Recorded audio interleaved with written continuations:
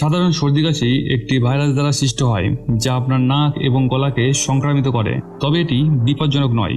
প্রাপ্তবয়স্কদের বছরে 2 থেকে 3 বার এবং শিশু ও ছোট বাচ্চাদের ঘন ঘন সর্দি কাশি হতে পারে। বেশিরভাগ মানুষই 1 সপ্তাহ বা 10 দিনের মধ্যে স্বাভাবিক ঠান্ডা লাগা থেকে সেরে ওঠেন, এবং যারা ধূমপান করেন তাদের ঠান্ডা লাগার পরে সুস্থ হতে আরও বেশি সময় লাগতে পারে।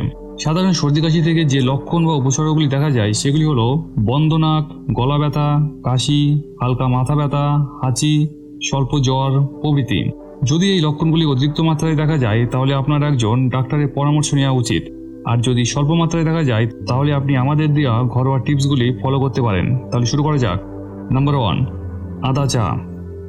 আদা চা শুধুই সুস্বাদু নয়, সাধারণ সর্দি কাশি নিরাময়ে এর ঔষধি উপকারিতা রয়েছে, যেমন সকল সময় নাক দিয়ে জল পড়া বন্ধ করতে এবং শ্বাসযন্ত্রের সিস্টেম থেকে কফ বের করে দিতে সাহায্য করে।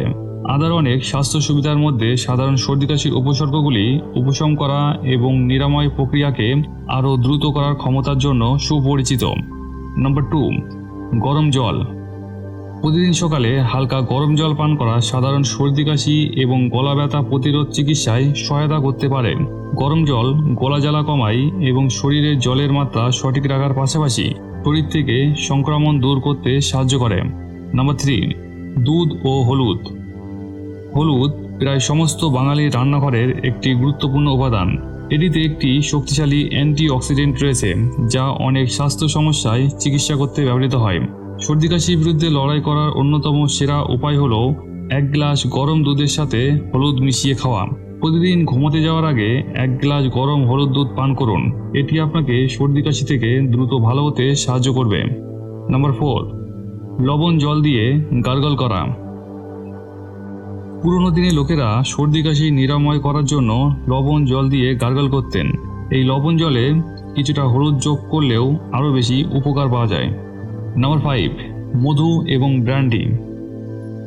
ব্র্যান্ডি শরীরের তাপমাত্রা বাড়িয়ে বুককে উষ্ণ রাখে এবং এটি মধুর অনুপস্থিতিতে কাশির উপশমে সহায়তা করে।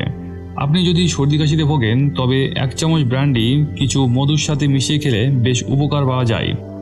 নাম্বার 6, মশলাযুক্ত চা। একটি মশলাদার চা এই ঠান্ডার মধ্যে আপনার জন্য খুবই উপকারী হতে পারে। একটি চা তৈরি করার সময় তাতে কিছু পরিমাণ তুলসী, আদা এবং কালো মরিচ যোগ করুন।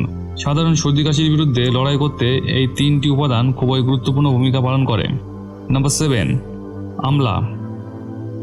আমলা একটি শক্তিশালী ইমিউনোমডুলেটর, যার মানে এটি বিভিন্ন রোগের বিরুদ্ধে লড়াই করতে পারে। দিনে একটি আমলা আপনার স্বাস্থ্যের জন্য ভালো, কারণ এটি আপনার লিভারকে সঠিকভাবে কাজ করতে এবং রক্ত প্রবাহকে উন্নত করতে সাহায্য করে। নাম্বার 8, রসুন। কয়েকটি রসুনের কুচি ঘিয়ের সাথে ভাজা করে গরম অবস্থায় খাওয়া উচিত। যদিও এটি একটি তিক্ত মিশ্রণ হতে পারে, তবে এটি সাধারণ সর্দি কাশিতে একটি দুর্দান্ত শিথিল প্রভাব ফেলে। নাম্বার 9, গাজরের রস। সর্দি এবং কাশির বিরুদ্ধে লড়াই করতে গাজরের রস ব্যবহার করুন। যদিও এটি অস্বাভাবিক বলে মনে হতে পারে, এই আকর্ষণীয় পানীয়টি সাধারণ সর্দি কাশির লক্ষণগুলি থেকে মুক্তি পেতে আপনাকে সাহায্য করতে পারে।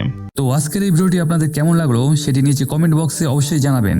আর চ্যানেলটি যদি সাবস্ক্রাইব করে না থাকেন তাহলে অবশ্যই সাবস্ক্রাইব করবেন। দেখা হবে আবার একটি নতুন ভিডিওতে। Thank you so much.